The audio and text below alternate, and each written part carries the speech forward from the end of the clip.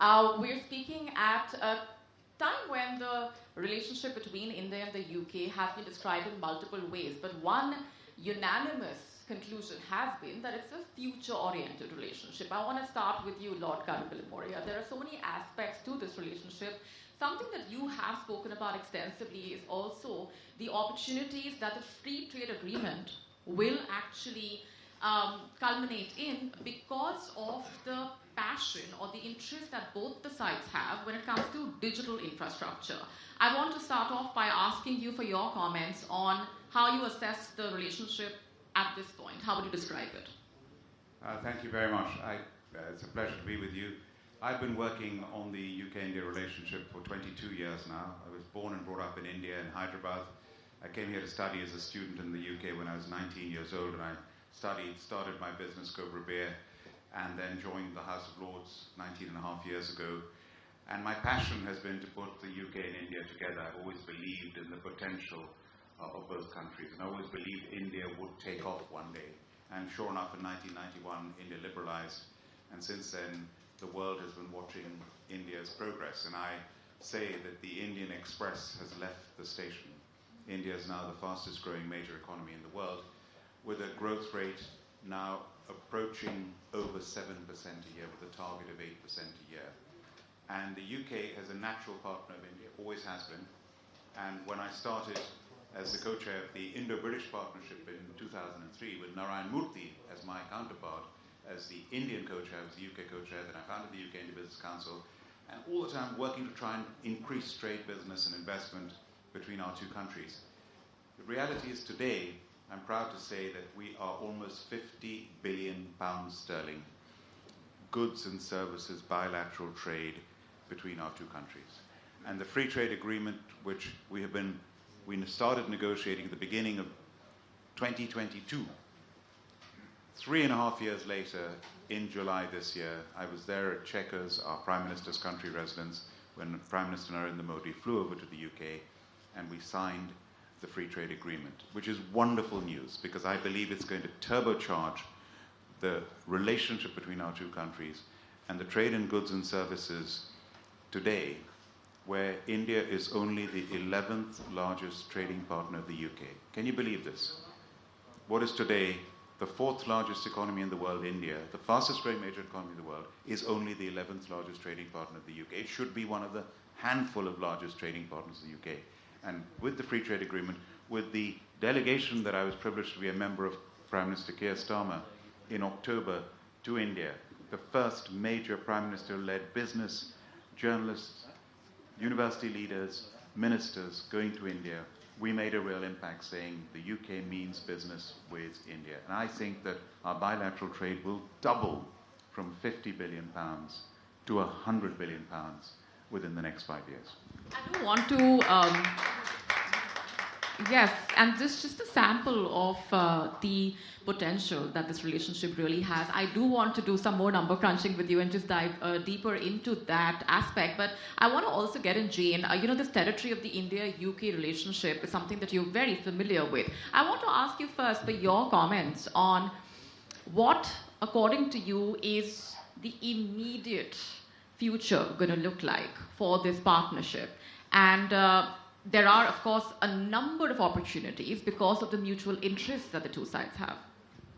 Thank you, Molly. It's very nice to be here today. And I think it's interesting you called it a future-oriented partnership because I think it has a lot to do from the British side with really seeing India as a rising power in the world. So clearly, right now, the primary focus is on trade, and I think for all aspects of British foreign policy, that desire to get new trade partnerships and ultimately create growth and jobs, that's the number one priority. But there are other things going on too. It's notable that there is growing defence cooperation between the UK and India, especially in the field of maritime security in the Indo-Pacific. So although India is a neutral country, it does see a common interest in basically keeping the seas safe and free for trade.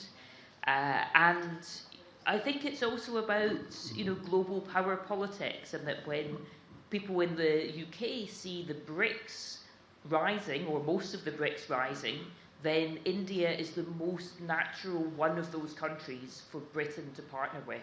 The history, the culture, the common language, all of those things help.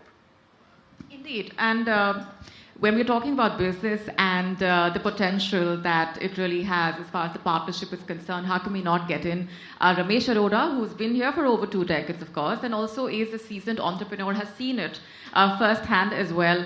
So from the time when we started talking about the FTA to now, and now coming to the point where we're talking about the journey ahead, it's been quite a long journey, but from here onwards, how do you assess the FTA to change things in the immediate future? Thank you, Mori. Appreciate it. I think the agreement done by our Honorable Prime Minister Modi ji and Prime Minister Sir Keir Starmer has been fantastic. It's good for the people of UK and good for the people of India. And what we consider, one way is to make money, business, only business. Other way is to make holistic money. We are transforming from transactional business to holistic business by putting people together, by bringing in families from UK to India and Indian families to UK. So cultural exchange is a must for us. That's what we are looking for it. And by doing that, we want to bring in Indian sanskars, which will be very good for UK, and vice versa. We can exchange as well the etiquettes from UK, which are the best in the world. Right? At the same time, Indian hospitality has to be exported. India is a soft superpower of the world. Right? We all talk about warfare. We all talk about business and making money. Do we talk about the peace, love, affection, and honoring the guests, converting every customer, every businessman into an honored guest? Atiti Devo Bhava is the mantra that, of course, has traveled well. Absolutely. That's a trademark of India, and I think it is very good. We have implemented it in United Kingdom. We love UK, we love India, and there is so much good harmony between both the countries. Yeah. There's also another way in which the relationship has been described when it comes to the aspect of how both sides, for example, are passionate about cricket. It's been said that there might be a swing, might be a miss, but they are both looking ahead and really swinging the bat. And I want to just get in Lord Karan Bilimoria to also talk about what I mentioned right at the outset, the boost to digital infrastructure and how the two sides can actually benefit from each other. We're talking about a time when AI and technology is an extremely debated upon aspect, which is making its presence felt increasingly around us. Well, I'm proud to be the chair of the International Chamber of Commerce in the UK. And recently we've taken over as the regional coordinator for the International Chamber of Commerce for the whole of Europe, which is beyond the EU, it's 35 countries. And I was a co-chair at the B20 just now, and the G20 in Johannesburg. And I tell you, 2 years ago, in 2023, India hosted the G20. I was there for the B20, and I remember India knocked the ball out of the court. It was the best G20 in the history of the world.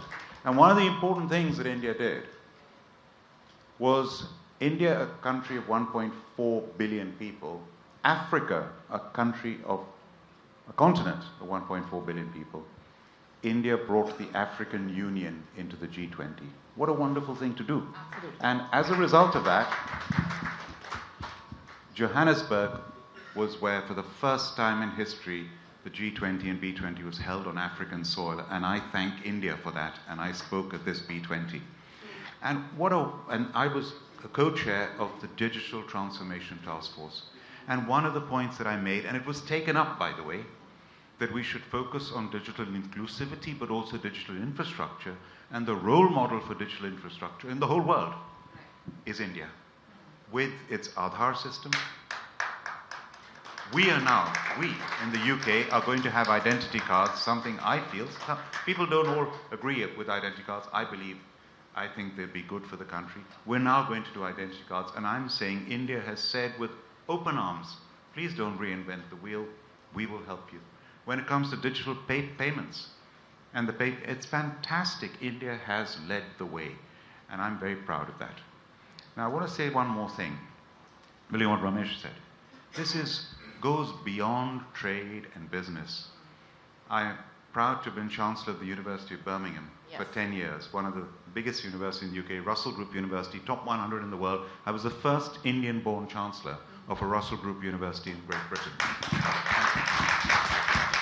And for me, it's a matter of great pride. Indian students have overtaken the Chinese to become the #1 students in the UK, and the UK has the best universities in the world, along with America. In the top 10 in the world, 4 are UK, 4 American, 1 Singapore, 1 Swiss. And India and the UK for education, now India is allowing foreign universities to open up in India. And who are the universities that are opening up more than any are my UK universities. One after the other, they're already opening up campuses, whether it's in Gift City, whether it's in Mumbai, whether it's in Bangalore, whether it's in Gurgaon. British universities within months are opening up. This is a huge partnership. And here's the change in mindset. People used to look upon India as an outsourcing country. No way. Now India is a partner country. We can learn from India. We work with India together with research and development and innovation. The potential is huge. But let's go back in history.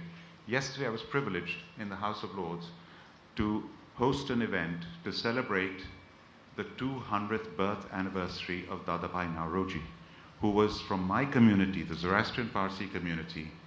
He was called the Grand Old Man of India. This partnership or this relationship really has so many aspects to it, but I'm glad that we've actually touched upon so many of these major milestones as well that the journey has covered. I'm going to be having to wrap this up on this note, but appreciate very much your being here and hoping to have more such conversations that really do signify that the India-UK relationship is taken very seriously by both sides, and the people on both sides are very passionate about this relationship as well. Lord Karan, Jane, Ramesh Arora, sir, thank you very much for being here. Thank you. Thank you. Thank you very much. Thank you.